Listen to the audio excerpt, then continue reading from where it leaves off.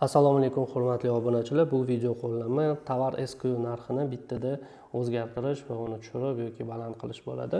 Bu uchun biz Market Plus saytida unit iqtisodiyot bo'limida tovar narxlari degan joyga o'tishimiz kerak bo'ladi va tahlillashni yoqishimiz kerak bo'ladi. Birinchi navbatda bu himoyalangan bo'ladi. Uncha-munchaga bosib bittada to'g'rilolmaysiz narxlarini.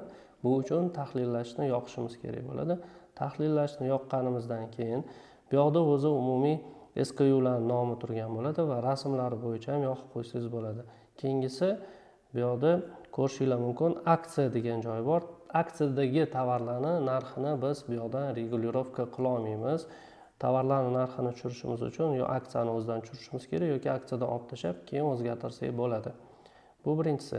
Ikkinchisi, tovar narxini o'zgartirish qanaqa bo'ladi? Misol uchun keling, chegirmadan oldingi narxini o'zgartirsak bo'ladi va sotuv narxini o'zgartirsak bo'ladi.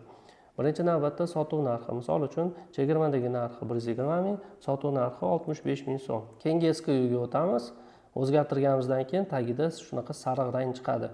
Agar biz tovar narxini nisbatan 50% dan ko'proq agar chegirma beradigan bo'lsak, misol uchun 55 ming qilib qo'yamiz va qizil rang yonadi tagidan. Nimaga? Chunki bir xil sellerlar bitta 0 da xato qilishi mumkin yoki narx qo'yganda xato qilishlari mumkin. O'shanga narx qo'yayotganda xato qilmasligi uchun shu funksiyani yoqib qo'yganmiz. O'shanda seller e'tiborliroq bo'ladi. Xuddi shunaqasiga narxlarni o'zgartirishingiz mumkin va saqlash knopkasini bossangiz narxlar o'zgaradi. Bu sizga birinchi navbatda uzun mo'ziga kirib turib, tovar narxlarini o'zgartirib, kartochkani moderatsiyasidan yana qaytadan o'tkazishga to'g'ri kelmaydi.